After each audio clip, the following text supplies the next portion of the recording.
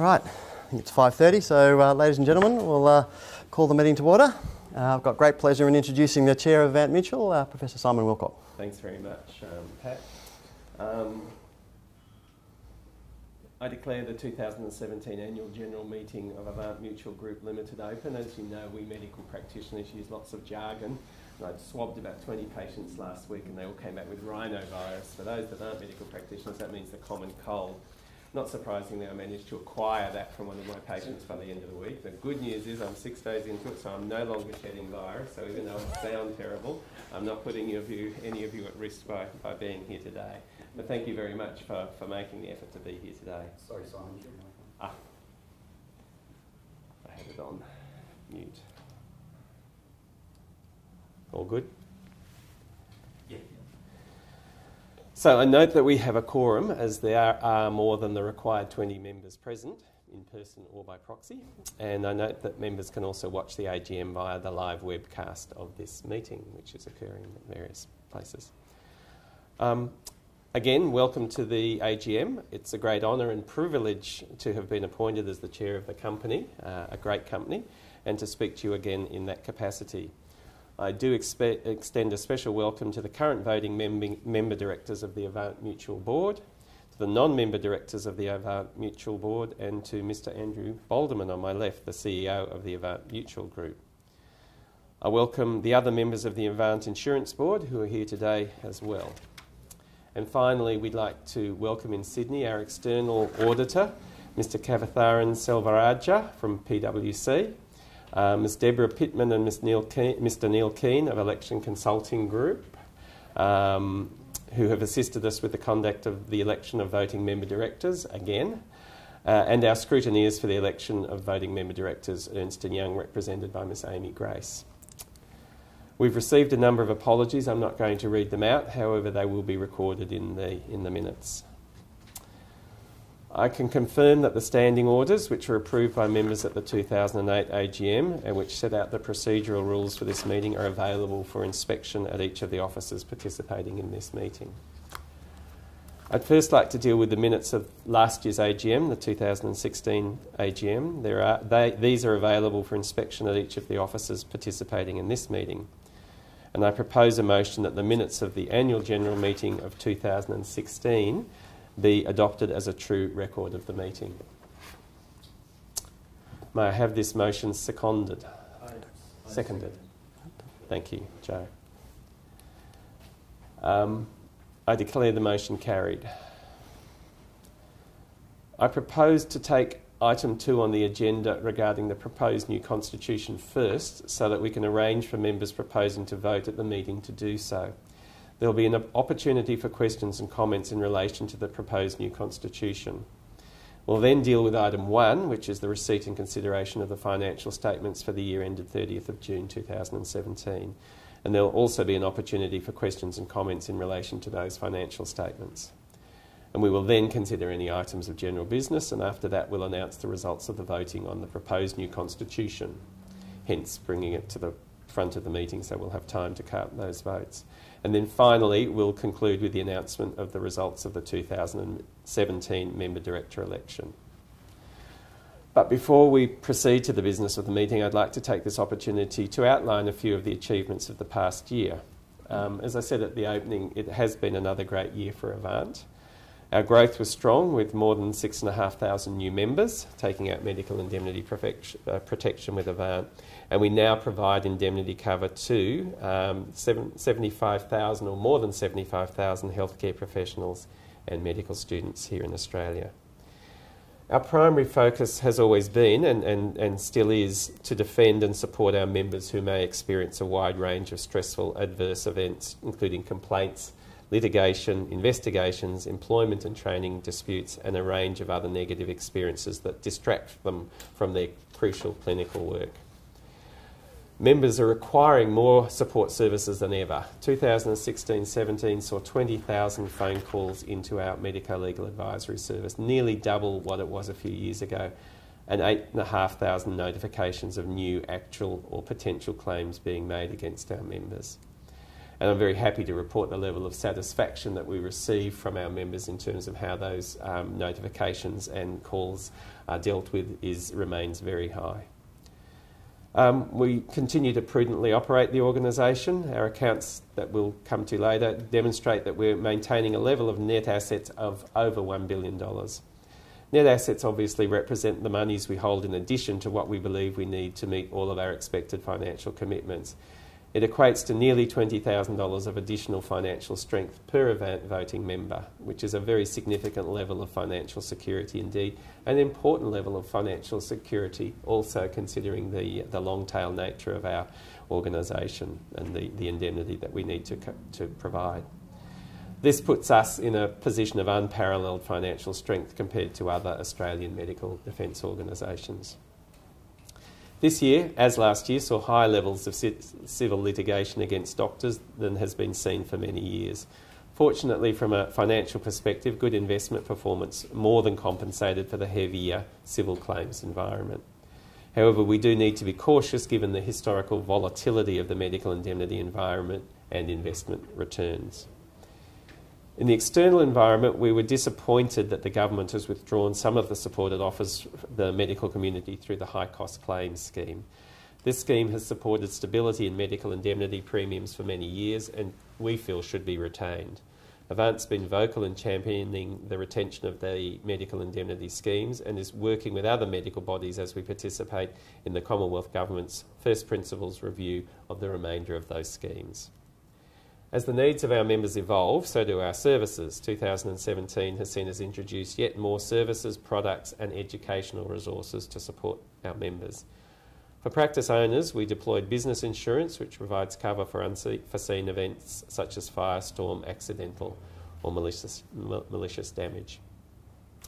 We launched Practice Hub, which is now an online platform to assist practices manage their processes and documents. We introduced a range of life insurance and income protection products specifically designed for doctors, which have received a tremendous response. The Doctors' Health Fund is doing very well. It continues to be one of the fastest growing health funds in Australia. Again, very pleased to say with a very high level of member satisfaction, with its distinctive high quality products and services tailored to the needs of the medical community. Our travel insurance product also remains very popular. Also in 2017, we've established the Avant Foundation. This will allow us to focus our research and education support on activities that will provide the greatest benefit to our members and to the Australian communities that they serve.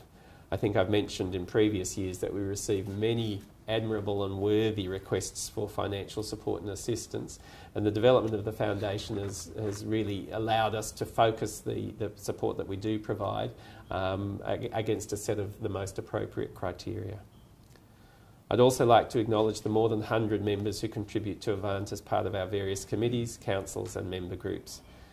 Your input allows our staff to maintain a strong understanding and connection with our broad membership across the country, and obviously that's a critical relationship to maintain. And finally, I'd like to thank my fellow board members and to all the management staff at Avant for their commitment to supporting our members and to these very impressive results. We now come to the formal business of this AGM as set out in the notice of meeting sent to members. And I propose to allow time for members in attendance to ask questions or make comments appropriate for this forum. I'd ask members, if they wish to make comments or ask questions, to identify themselves and then to confine themselves to one question or comment and to a maximum of 5 minutes. I propose to take item 2 on the agenda, the proposed new constitution, first, so that we can give members who wish to vote at the meeting a chance to do so. We will then count their votes and announce the results of this resolution toward the end of the meeting. So if we move to item 2 on the agenda. It's the proposed adoption of a new constitution. Since Avant's constitution was adopted in 2012, there have been a number of changes to our strategic direction and to the environment in which we operate as an organisation. This has led the board to put forward for members approval to seek member approval to the constitution to better address Avant's current and future needs. Your board believes the adoption of the proposed changes to the constitution will be beneficial to Avant and the long-term interests of members, and I can assure you that we have considered these proposed changes very closely. The proposed amendments to the Constitution include changes to director term to fit in proper and tenure requirements for directors, and the introduction of the concept of a board election committee. As regards the board election committee, even though the directors have the general ability to form a committee or to delegate any powers to any person at any time under the existing Constitution, given the importance of a board election committee, the board has determined that the concept be expressly included in the Constitution. The board does consider, as I've already said, that these amendments reflect contemporary good corporate governance for a mutual organisation such as Avant. If the special resolution approving the adoption of the changes to the Constitution is passed, the new Constitution will become effective on the 24th of November 2017, that is tomorrow. Our General Counsel and Company Secretary, Patrick Esplin, is in attendance here in Sydney to answer any questions members may have about the proposed Constitution. So I open the resolution for discussion. Are there any questions or comments in relation to the proposed new Constitution from members?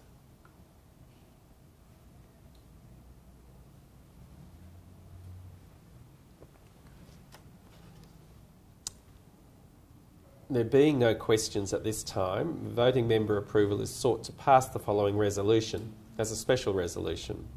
I'll read the resolution now, and that is that effective from 24th of November 2017, the Constitution of Avant Mutual Group Limited be amended as set out in the document tabled at the annual general meeting and as described in the explanatory memorandum.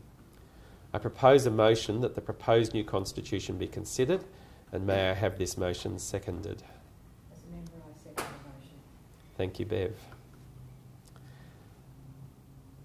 As chair of the meeting, I confirm that I hold the following proxies in my name: 524 proxies in favour of the resolution, 40 against the resolution, and 200 undirected proxies which I propose to vote in favour of the resolution, bringing the total of proxies in favour to 724. As chair of the meeting, in accordance with Article 6.13 of the current Constitution, I call that a poll be held on this resolution. So in terms of the voting procedure, I remind you that if you have lodged a proxy, including by online voting, and attend the meeting, your proxy is suspended while you're in attendance. If you wish to cast a vote on the resolutions, you must vote at the meeting. If you're a proxy holder, you may vote personally and for any undirected proxies as you choose. And I appoint Neil Keane as the returning officer for voting on this resolution. You were provided with a ballot paper when you registered for the meeting. You must use this ballot paper to vote on the resolution. Please place an X next to the way you wish to vote in respect of the resolution and indicate when you have finished, and your ballot paper will be collected. I believe many of those proxies have already been collected. Are there any others that have not yet? Thank you. So I propose to allow time for voting members in attendance to vote on this resolution and then move on to the next item of the agenda while the votes are being counted. Can I call once again, are there any votes being held that have not yet been submitted? Otherwise we'll move on. Okay. So the next item on the agenda is the financial statements, or returning to the order of the agenda. Item 1 is to receive and consider the financial statements and reports for the year ended 30th of June 2017. Our CFO, Tony Cook, in his first year in that position in the company, and welcome Tony, and our external auditor, Kavarathan Selvaraja of PwC, are present here in Sydney to answer any questions in relation to the financial statements. So at this point, can I ask, are there any questions or comments in relation to the financial statements directed to myself, Mr Pearson or Mr Ferguson, from members in any office?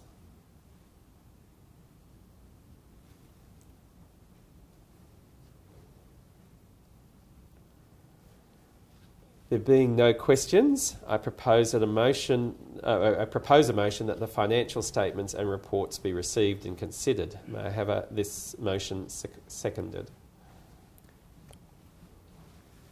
Thank you, Dr Dudley. I declare the motion carried. There are no items of general business included in the notice of meeting. However, if any member wishes to raise a question or to make a comment appropriate to this forum, this is the opportunity to do so. Again, I ask members to first identify themselves and to confine themselves to one question or comment and to a maximum of 5 minutes. Are there at this time any questions or comments from members?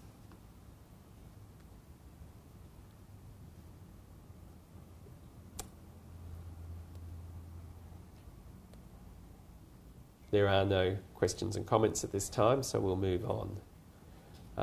Do we have as yet any results regarding the Constitution resolution? Moving back to item 2. Thank you. Excuse me. Probably move to the next agenda item if you want to. Yeah. while waiting. While we're... No?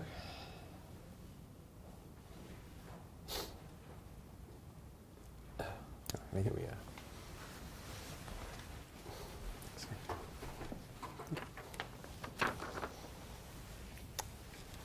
Thank you.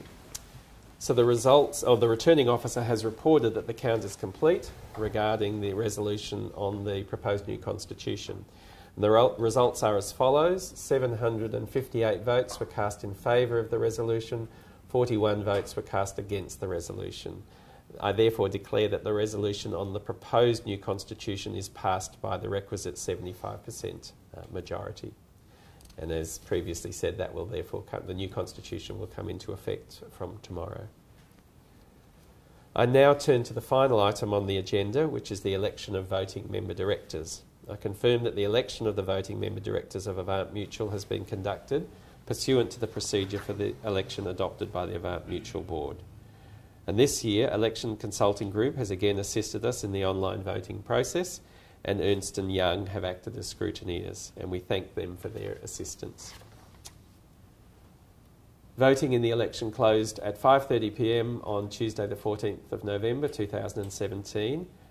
This year, voting was conducted by postal and online ballot. There were 6 voting member directors currently serving on the board of Avant Mutual Group Limited, and as required by the Constitution, 2 of these voting member directors will retire at the end of the AGM and are eligible for re-election. This year's retiring directors are Dr. Stephen Hamilton and Dr. Jan Dudley. Dr. Stephen Hamilton and Dr. Jan Dudley both stood for re-election this year. The geographical requirements of the Avant Mutual Constitution provide that at least 1 and not more than 3 voting member directors be resident in each of Victoria, New South Wales and Queensland.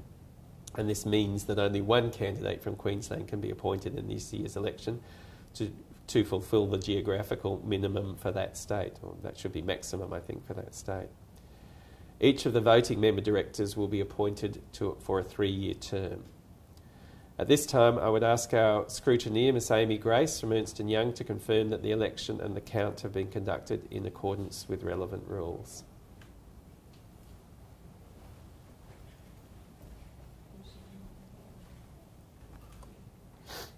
Thank you again for working with EY through the scrutineering services provided. We can confirm we identified no issues with the process between Avant and ECG in the election of voting member directors. Thank you very much. Before announcing the results of the election, I'd like to make a comment about the level of member participation. As a mutual owned by our doctor members, member engagement is very important to us. This year we have had 9 high-quality candidates offer themselves for election to the Mutual Board, and I thank each of them for doing so. Almost 4,200 votes were cast across the 9 nominees, which again represents, I think, a good voter turnout. So I'd like to thank all of our members who did exercise their important right to elect their Mutual Board members for participating in that vote. Moving on now to the results of the election, I've been provided with a report of the outcome of the election by Patrick Esplin, our Company Secretary, and I'll read the number of votes received by each candidate in order of appearance on the ballot paper. So as follows: Dr. John Robert Stewart Hetzel, 288 votes. Dr. Peter Dominic Jones, 228 votes. Dr. Jan Dudley, 968 votes. Dr. Mukesh Haikawal, 705 votes. Dr. Stephen J. Hambleton, 920 votes. Dr. Rex Pais Prabhu, 111 votes. Professor Edward Ma, 177 votes. Professor Mark Frydenberg, 415 votes. Associate Professor Julian Lockhart-Raitt, 386 votes.